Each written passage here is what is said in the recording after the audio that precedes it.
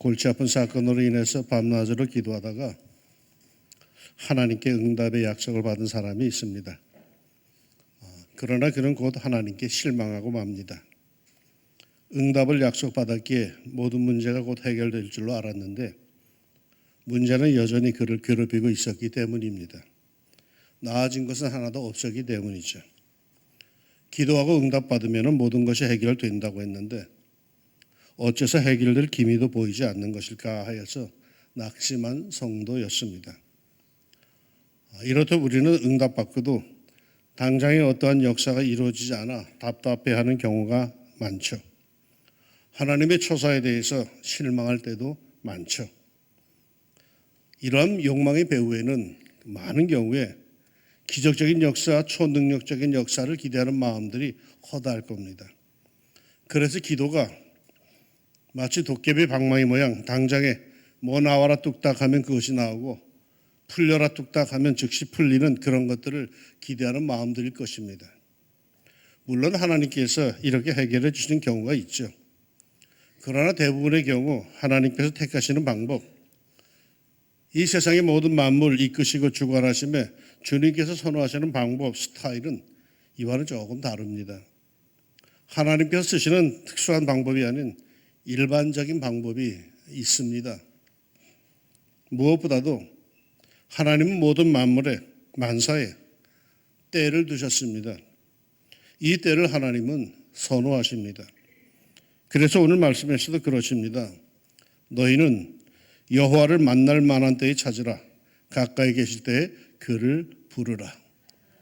하나님을 만나는 것도 때가 있어요. 아무 때나 되는 게 아니더라고. 이른바 타이밍이 있다는 거예요. 하나님께서 우리에게 가장 좋은 것을 주실 때에는 그저 아무나 받아 먹으라 하는 식으로 그냥 돈벼락을 공중에서 쏟아붓는 게 아니라 나에게 가장 좋은 때에 가장 좋은 것으로 내려주십니다. 그러기에 나를 생각하시고 그 때를 조정하여 주십니다. 여호와께서 우리를 생각하사 복을 주시되 이스라엘 집에도 복을 주시고 아론의 집에도 복을 주시며 높은 사람이나 낮은 사람을 막론하고 여호와를 경외하는 자들에게 복을 주시리로다. 그냥 마구잡이로 복을 주시는 게 아니에요. 나를 생각하사 복을 주세요. 나의 이름을 떠올리시고 나의 형편을 생각하시고 나의 재질을 생각하시고 나의 미래를 생각하시고 나의 모든 관계를 생각하시고 내게 복을 주십니다. 이른바 하나님께서 내게 주시는 복은 기성복이 아니라 맞춤복이에요. 그러기에 하나님께서 나를 대하실 때 가장 먼저 대두되는 문제는 언제나 때입니다. 타이밍입니다. 나의 삶에 있어서 가장 좋은 때에 그것을 소화할 수 있는 가장 좋은 때이죠. 무조건 하나님께서 돈을 쏟아주시고 명예와 권력을 부어주시면 좋겠지요. 그러나 절대로 그렇지 않습니다. 미국에서 수십억 원대의 복권에 당첨된 사람들의 통계를 보면 복권에 당첨이 되어서 돈벼락을 맞은 사람들 중에 가정이 깨어지지 않은 사람이 거의 없답니다. 그리고 그들 중에 그 돈으로 성공하고 안정된 생활을 누리는 사람들도 거의 없답니다. 많은 경우에 전에 살던 모습, 아니 그보다 더 형편없는 그런 불행한 처지로 떨어지고 말았답니다. 아무 때나 주신다? 마구잡이로 주신다? 그거 사랑 아니에요. 그거 하나님의 방법도 아니에요. 명예도 그렇고 권력도 그렇습니다. 무조건 준다고 복이 아닙니다. 때로는 그것들이 자신들의 인생에 아주 치명적인 독이 되는 경우도 허다하지요. 저는 가끔 이런 엉뚱한 생각을 해봅니다. 하나님, 제 키를 10cm만 더 키워주시면 얼마나 좋았을까요? 아니, 가져가신 제 머리카락 중에 절반만이라도 돌려주시면 그 얼마나 좋을까요? 저에게 설교의 능력과 신유의 은사를 조금만 더해 주신다면 제가 얼마나 더 멋지게 하나님의 사역을 감당하겠습니까? 이런 마음을 먹고 기도한 적이 있는데 기도 중에 이런 생각이 찾아들어요.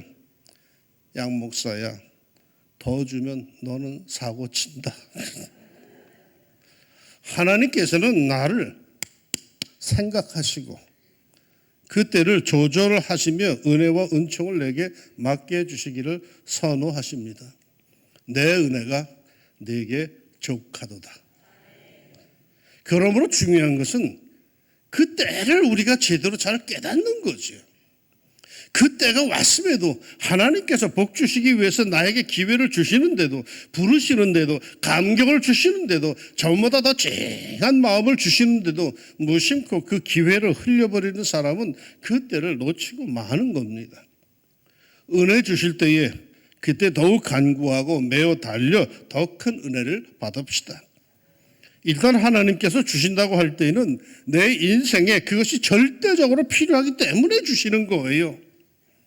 그러므로 은혜가 될 때, 감동이 일어날 때, 찬스다 싶을 때 더욱 사모하여 열심히 냅시다. 안 들리던 설교가 귀에 들어오기 시작을 하고 거저 무덤덤하게 부르는 찬송이 가슴에 확 와 닿기 시작할 때 그 때가 되었음을 깨닫고 더 큰 신령함과 은사와 믿음을 간구합시다. 하나님께서 내 인생을 보시고 은혜와 복을 주실 때, 그리고 내가 그것을 하나님께 간구할 때 바로 이 두 때가 맞으면은 엄청난 복이 있습니다. 영적으로 깨어있어 하나님께서 선호하시는 그 때를 분별하여 간구하는 가운데 큰 은혜와 은총이 여러분의 삶 속에 주어지기를 축원합니다. 그리고 하나님께서 선호하시는 방법 중에 과정도 있어요. 이른바 절차가 중요해요. 어떤 형제가 찾아와서 상담을 하는 중에 자신은 이사야서의 말씀을 묵상하는 중에 이런 확신에 찬 말씀을 받았다라고 합니다. 그게 바로 오늘 본문 11절의 말씀이더라고요. 내 입에서 나가는 말도 이와 같이 헛되이 내게로 되돌아오지 아니하고 나의 기뻐하는 뜻을 이루며 내가 보낸 일에 형통하리라. 형통하리라. 하나님께서 약속해 주신 것이기에 반드시 그것이 이루어질 것을 믿었다고 합니다.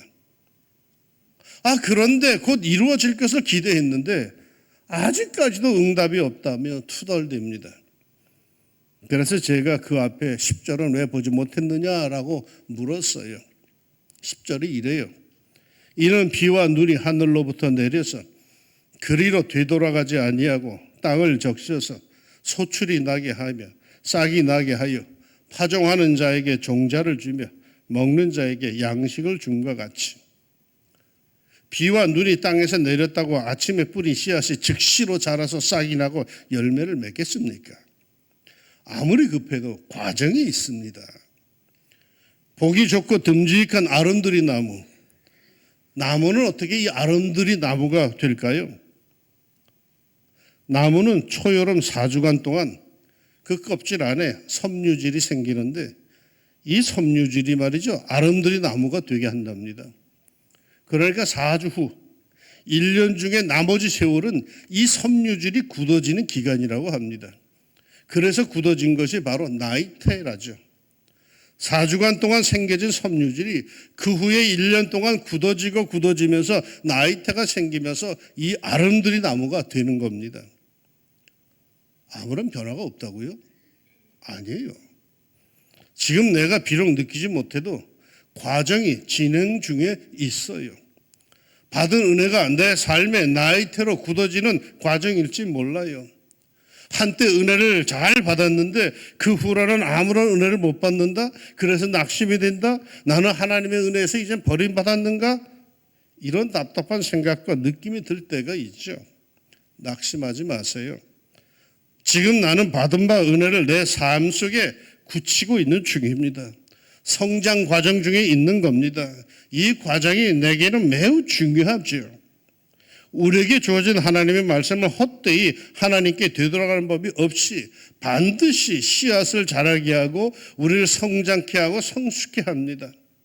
조용한 그러나 분명한 과정이 있어요. 과정을 무시하는 사람들은 대개 도박 심리가 있는 사람들이죠. 한탕주의에 익숙한 사람들이죠. 그러나 하나님께서는 과정을 선호하십니다. 아침이면 해가 뜨고 낮에는 해가 중천해 저녁에는 해가 지고 씨를 뿌리고 그 씨앗은 땅속에서 발아하여서 싹을 내고 그러면 싹을 살피며 땀 흘려 일하면서 열매 맺히는 것을 기대하고 맺히면 또다시 힘들어 추수를 하고 하나님께서 우리들을 사랑하신다면서 무엇 때문에 이토록 힘든 과정을 기다리고 땀 흘리게 하시는 겁니까? 뭐 그냥 하늘에서 쌀 가마채 뚝 떨어뜨려 주시지만 그 말이에요. 하나님께서는 우리를 살피시고 이 삼라만상을 이끄시는데 이 과정을 중시하십니다. 그 과정 속에 우리의 신앙이 성숙해 가기 때문입니다. 결과물로 신앙이 성장하지 않아요. 기도하고 기다리고 또 기다리는 그 과정 속에 우리의 신앙은 자랍니다. 정말 이제 소중한 것, 중요한 것들은 하나님께서 그 과정 속에 숨겨두셨지 결과에 있지 않습니다. 그러므로 끝까지 하나님의 약속을 믿고 인내합시다. 자신은 축복과 성숙의 과정 속에 있는 겁니다. 숨이 차고 몸이 허약하여서 늘 걷기를 힘들어하는 사람이 있었습니다. 게다가 이 사람 집 앞에는 커다란 바위가 놓여 있어서 그 바위를 빙 돌아가는 것이 아주 여간히 힘든 일이 아니었어요. 그래서 그는 기도합니다. 하나님, 나는 몸도 약한데 우리 집 앞에 커다란 바위가 있어서 출입하기가 참 힘이 듭니다. 그러자 하나님께서 감동을 주십니다. 출입할 때마다 그 바위를 믿음으로 밀어라. 바위를 밀어요? 그러면 믿음으로 바위가 밀려나가겠군요. 그래서 3년 동안 수시로 그 바위를 온갖 힘을 주어서 밀곤 했습니다. 3년 후에 바위는 얼마나 밀려났을까요? 꿈쩍도 하지 않았습니다. 마음이 허탈해진 이 사람, 하나님께 투덜거리는 기도를 드립니다. 하나님, 3년을 밀었는데도 바위가 꿈쩍도 하지 않았습니다. 그러자 하나님께서 그러시더랍니다. 내가 언제 바위를 옮겨주겠다고 했니? 지금 나가서 바위를 밀어봐라. 내 몸이 어떤가? 그래서 일어나가 바위를 미는데 숨이 차던 것이 사라졌고 걷고 힘을 쓰는데 어려움이 없더랍니다. 3년 동안 바위를 힘을 다해 밀고 다니다 보니까 근육이 생기고 힘이 생기고. 하나님의 생각은 나와 달라요. 하나님의 방법은 나와 다릅니다. 그런데 하나님의 생각과 방법은 이 과정이 굉장히 중요해요. 이걸 왜 해야 하나 싶지만은 거기에는 하나님께서 숨겨놓으신 응답의 역사, 생각지 못한 놀라운 것들, 보화가 숨겨져 있어요.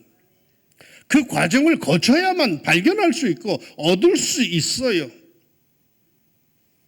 조금 힘들지만 때를 기다리며 순종하여 그 과정을 감당하시기를 축원합니다. 뭔가가 있어요. 그러면 마침내 열매가 맺힙니다. 모든 일에 반드시 열매가 있습니다. 하나님께서 선호하시는 방법은 열매를 맺음으로 이어져 있습니다. 그러기에 하나님의 약속과 말씀을 받아 사는 우리 그리스도인들에게는 나름대로 다 열매가 있어요. 지금은 아직 맺혀진 것이 없어도 반드시 그 열매들은 맺힐 겁니다. 그것을 소망하며 오늘의 어려운 일들도 힘든 상황도 이겨나가야 하죠. 우리는 너무 즉흥적인 것들, 즉각적인 것에 익숙해 있어요. 그러기에 시간이 걸리는 요리를 하지 않는다고 하죠. 그저 물만 부으면 되는, 그저 전자레인지에 넣기만 하면 되는, 그저 도깨비 방망이 같은 문화에 익숙해 있답니다. 몇 초를 견디지를 못한답니다. 그러기에 오늘을 사는 현대 그리스도인들에게 가장 약한 것은 소망이 없다는 겁니다. 우리의 모든 기도 응답은 항상 즉각적, 즉흥적인 것을 원하지 몇 년 뒤, 영원한 나라에서의 일들은 아예 응답이 없는 것과 다를 바 없다고 여기며 삽니다. 그러기에 우리들은 믿음의 선배들만큼 행복하지를 못합니다. 편리하고 풍성한 세상에서 살지만 행복 지수는 그 못 먹고 못 입던 옛 신앙의 선조들만큼 따라가지를 못합니다. 왜요? 열매에 대한 소망이 없기. 그래서 진득하지 못하고 기다릴 줄 모르고 늘 안절부절 그렇게 삽니다. 그러나 우리의 신앙의 선조들은 비록 이 땅에 핍박이 있고 삶의 고달픔이 있어도 보다 나은 삶을 꿈꾸며 그 소망을 확실히 부여잡고 행복하게 모든 삶을 살았습니다. 우리보다 못 먹고 못 입었어도 그들은 우리보다 훨씬 더 행복했습니다. 왜요? 그들은 하나님께서 선호하시는 방법을 알았기 때문입니다. 지금 비록 못 먹어도 못 입어도 반드시 하나님께서 약속하신 축복은 풍성하게 이루어질 것, 그 열매가 놀라울 것을 굳게 믿었기 때문입니다. 우리의 모든 삶에는 반드시 열매가 있어요. 이게 하나님이 정하신 법칙이에요. 그러기 때로는 삶에 신중합시다. 무심코 뿌린 씨앗들이 자기는 모르지만 하나님 앞에 갔을 때에 내 삶의 평가 열매로 하나님께 엉뚱하게 들어질 수도 있어요. 그때 알곡이 있고 쭉정이가 있어요. 그럴듯하게 하나님 앞에 섰는데 내 평생의 신앙의 열매, 삶의 열매가 들어지는데 그게 쭉정이라면 이게 얼마나 부끄럽겠습니까? 스스로 속이지 말라. 하나님은 업신여김을 받지 아니하시나니 사람이 무엇으로 심든지 그대로 거두리라. 자기의 육체를 위하여 심는 자는 육체로부터 썩어질 것을 거두고 성령을 위하여 심는 자는 성령으로부터 영생을 거두리라. 충실하든 부실하든 영원하든 썩어지든 열매는, 내 인생의 열매는 반드시 있습니다. 그것으로 하나님은 나를 평가하십니다. 그게 하나님의 법칙입니다. 사랑하는 여러분, 하나님께서 택하신 일반적인 방법이 있어요. 인생뿐만 아니라 모든 생명을 이끄시는데 선호하시는 방법이 있어요. 첫째, 하나님께서 은혜를 주실 때는 그 때가 있습니다. 맑은 영성과 경건한 삶으로 그 때를 파악하고 그 때를 살리세요. 시도 때도 없이 은혜를 주시는 거 아니에요. 때가 있어요. 그리고 하나님께서는 과정을 중시하십니다. 즉각적인 것보다 진득한 과정이 중요합니다. 자신의 삶이 하나님의 섭리 속에 있다고 믿는다면 비록 지금 당장에 해결되지 않는다고 실망하지 말고 진득하게 소망을 갖고 기다립시다. 셋째는, 그리고 반드시 열매가 있음을 믿읍시다. 그 열매가 내 삶을 말해줄 겁니다. 이렇게 살아갈 때 우리에게는 어떤 일이 있을까요? 12절 13절이 이렇게 증언합니다. 너희는 기쁨으로 나아가며 평안히 인도함을 받을 것이요 산들과 언덕들이 너희 앞에서 노래를 바라고 들의 모든 나무가 손뼉을 칠 것이며 잣나무는 가시나무를 대신하여 나며 화석류는 진려를 대신하여 날 것이라. 이것이 여호와의 기념이 되며 영영한 표징이 되어 끊어지지 아니하리라. 내 변화되는 인생, 내 축복받는 인생을 보고 만물이 즐거워합니다. 박수를 칩니다. 좋아서. 내 인생의 가시나무가 잣나무로, 진려가 화석류로 변화되는 하나님의 축복받는 인생으로 그렇게 될 것입니다. 부디 이 놀라운 은총과 축복이 여러분의 신앙 여정에 충만하기를. 마침내 말이요, 눈물이 변화해서 웃음이 되고 죄가 변화해서 화관이 되는 신앙인의 복이 주어지기를 우리 주님의 이름으로 축원합니다. 기도합시다.